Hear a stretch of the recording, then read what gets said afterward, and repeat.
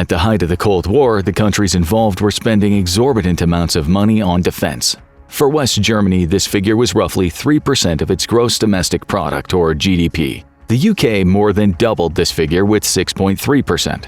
However, this was nowhere near the US's spending, which averaged about 8.6% of the country's GDP.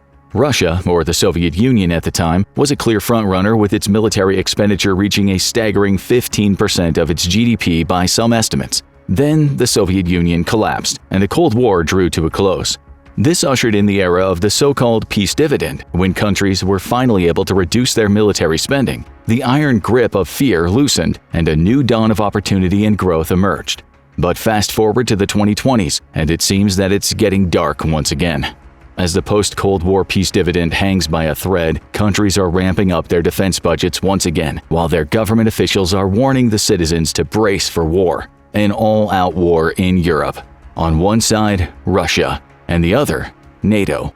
Ever since Russia's illegal invasion of Ukraine in February 2022, these two opposing parties have been engaged in a high-stakes geopolitical chess game, with those stakes growing higher by the day. The situation seemingly reached an all-time high 2 years later when French President Emmanuel Macron opened the door to European nations sending troops to Ukraine in February 2024, reaffirming this possibility some 3 months later.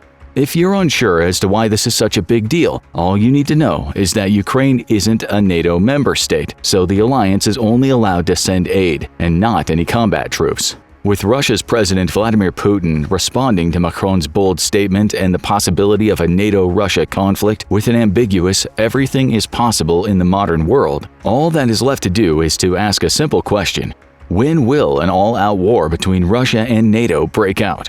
We don't have to go far to get an answer to this question. What's more, we don't even have to speculate or estimate. Top NATO military officials have come out and stated exactly when this war is expected to happen: by 2044.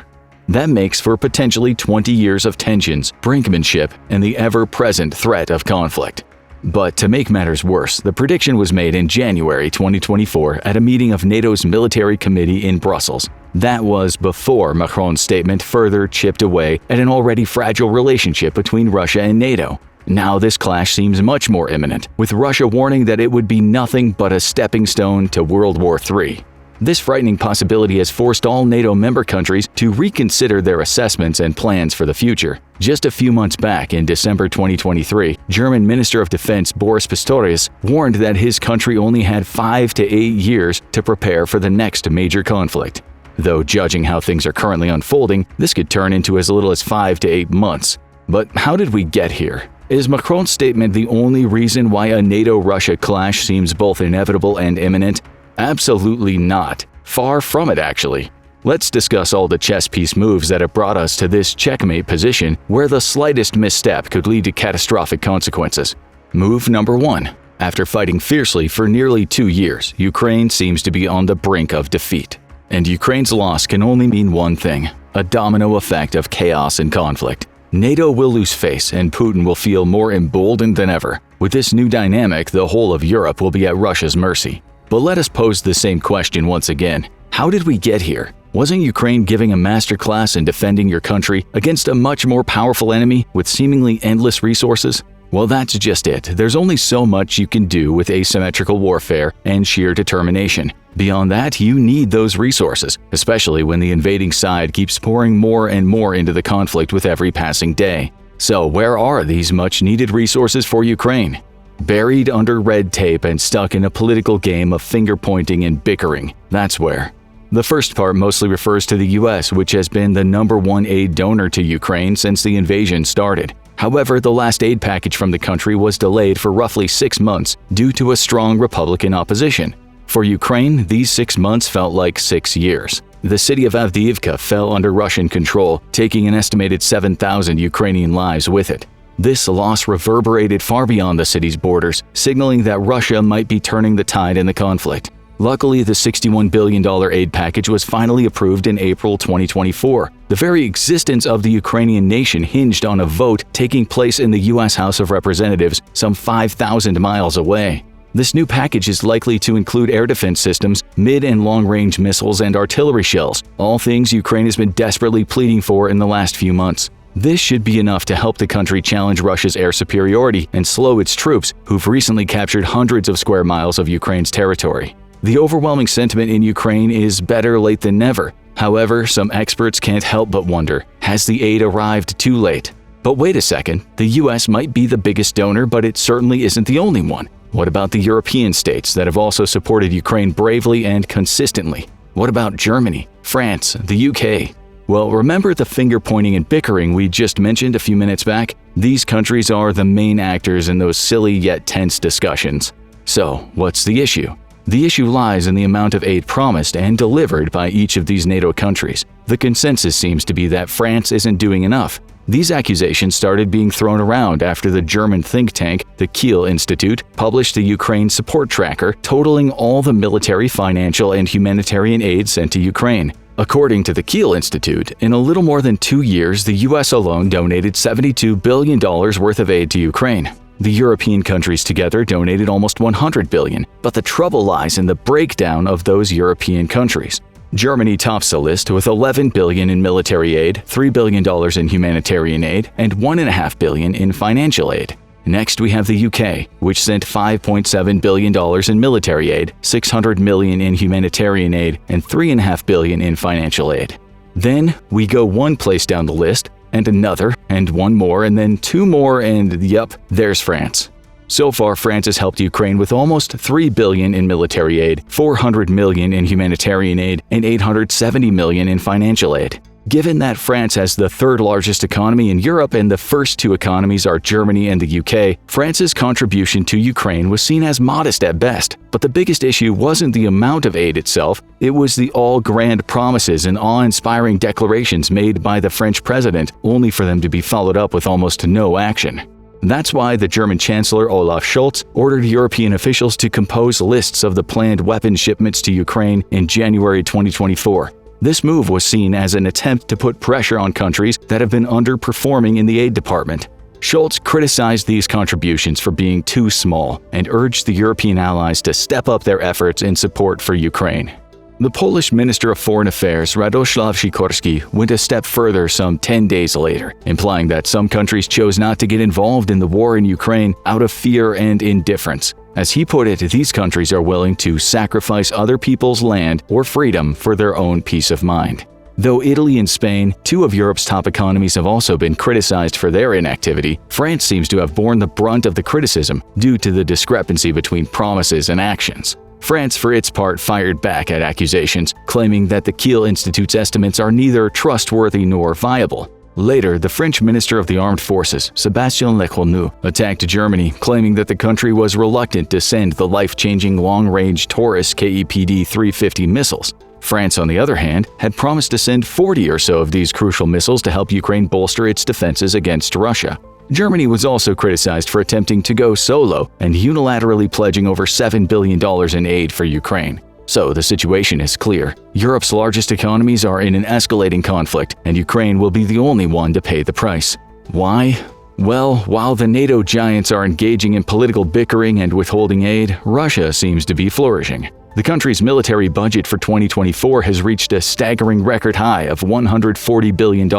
This figure means that Russia will be using roughly one-third of all government spending on defense, which sends a clear message: Russia's in it for the long haul. Putin seems to have prepared Russia's economy and the entire country for a lengthy war, raising concerns about a more widespread conflict in Europe. Russia's plans to recruit 300,000 more personnel in 2024 do nothing to quell these fears.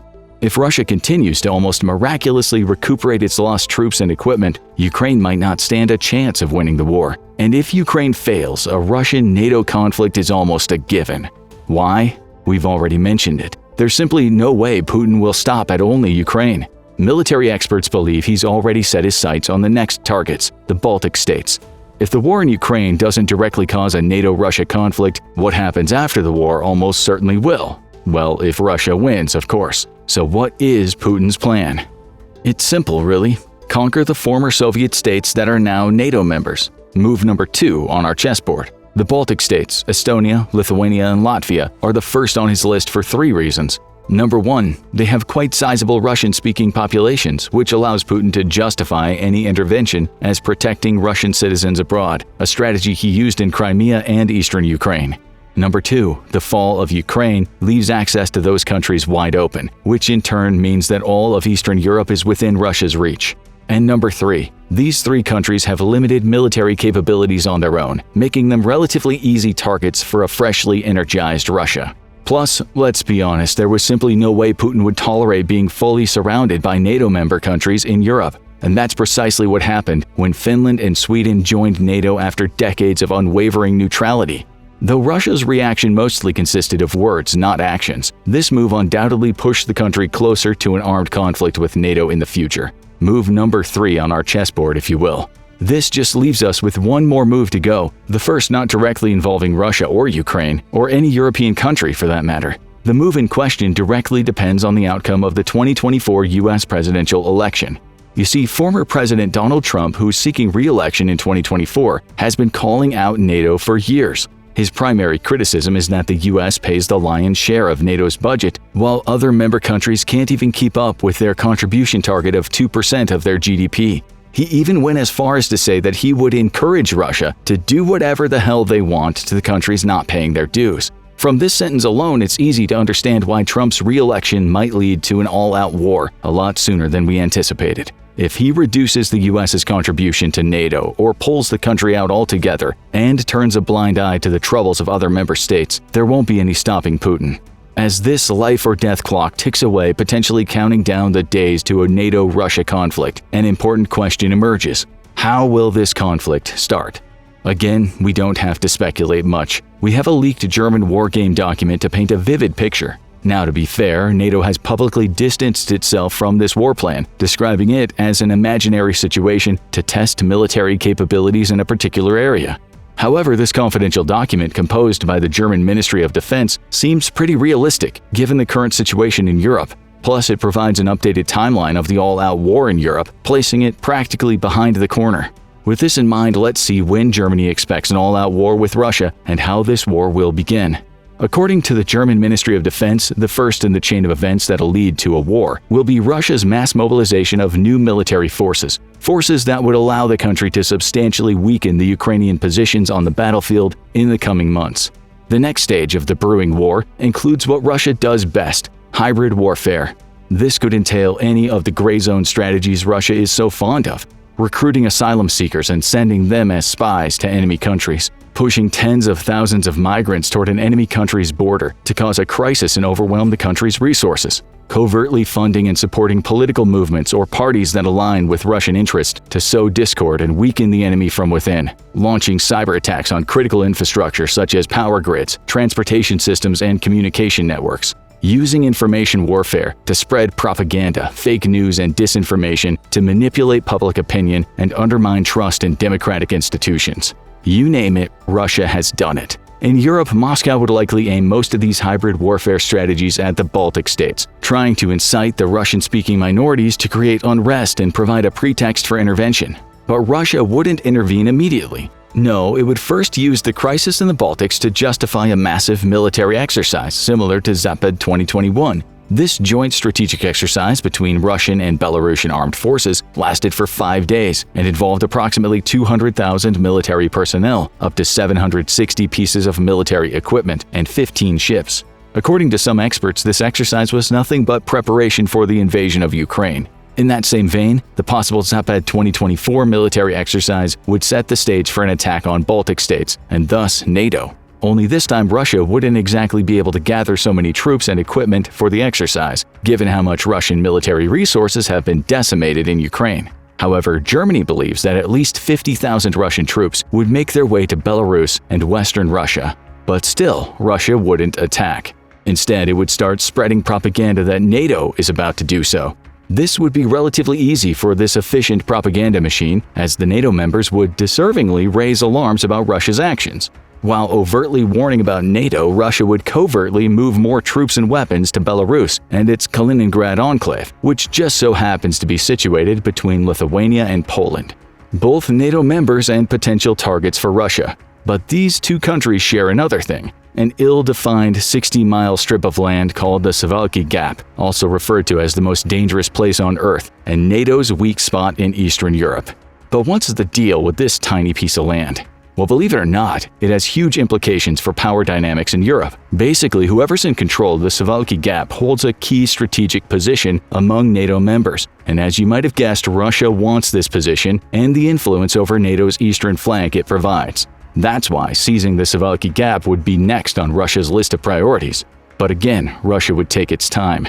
According to the German war plan, no direct actions would be taken before the US presidential election took place. It's no secret that Putin is banking on Trump's victory. If this does happen, the US would likely erupt in chaos for a few months, giving Russia the perfect opportunity to start creating artificial border conflicts around the Suwałki Gap. In no time, deadly riots would break out, and what do you know, Russia has no choice but to intervene, just like it did in Ukraine in 2022. This, quote, intervention would require more troops and equipment to be sent to the Suwałki Gap. The German war plan puts that total figure to 70,000 troops in Belarus alone, together with 2 tank divisions, a mechanized infantry division, and a deployable headquarters just outside of NATO borders. This time NATO would be the one that has no choice. The alliance would have to approve the measures for credible deterrence in order to prevent Russia's invasion of the Baltic states and Poland. These measures would likely involve sending at least 300,000 troops to the area, including 30,000 Bundeswehr soldiers. Though this move was meant to be a deterrent strategy, it would likely result in the all-out war we keep mentioning in this video. This means that a major war in Europe could start as early as 2025. Despite NATO distancing itself from this war plan, it seems the alliance is well aware of the possibility. That's why NATO's annual military exercises have gotten bigger than ever.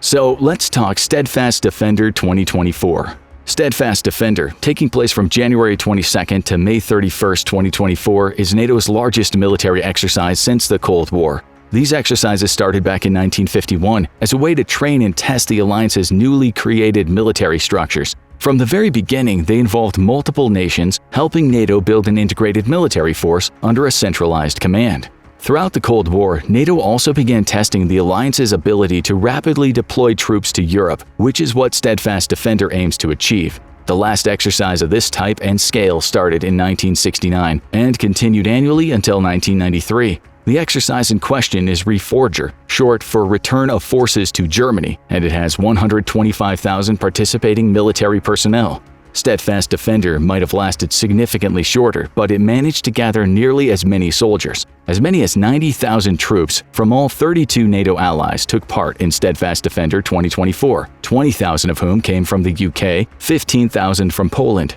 10,000 from Germany, and 5,000 from the Netherlands, among others. These troops represented all military branches: Army, Navy, Air Force, Marines, and Special Operations Forces. Besides troops, Steadfast Defender boasted an impressive number of military equipment involved. We're talking over 80 air platforms, including the F-35 Lightning II, F/A-18 Hornet, F-15 Eagle, Harrier, helicopters, and drones. Over 50 ships, including aircraft carriers, destroyers, frigates, and corvettes. And over 1,100 combat vehicles, including 533 infantry vehicles, 417 armored personnel carriers, and 166 tanks. Talk about a display of military power. This display took place in Germany, Poland, and the Baltic states, allowing it to meet all its goals. But what goals are we talking about? Number 1 is ensuring the alliance can secure the Euro-Atlantic area. That's what the first phase of Steadfast Defender focused on. The phase in question involved live maritime exercises and amphibious assault training in the North Atlantic and Arctic seas. The phase started with the U.S. forces departing from Norfolk, Virginia, the home of NATO's Joint Force Command, followed by the departure of the Canadian forces from Halifax, Nova Scotia. Number 2 is ensuring the alliance can quickly reinforce its eastern flank in response to any potential aggression. That's what the second phase of Steadfast Defender was for. It involved multi-domain exercises across Europe, focusing on the rapid deployment of troops and equipment within NATO borders. One such exercise is Sabre Strike 2024, organized under the umbrella of the Steadfast Defender. This large-scale field training exercise took place in the Baltics and aimed to train NATO forces for rapid deployment in cold weather conditions. Speaking of cold weather, we must mention the Nordic response exercise taking place in Norway to enhance the Allies' ability to secure the High North. This crucial exercise involved 20,000 troops, over 50 ships, and over 110 aircraft from over 14 countries. The importance of the alliance's ability to defend every inch of the NATO territory can't be understated, and that's precisely what the brilliant jump test held in Germany and Poland trains the NATO response force to do.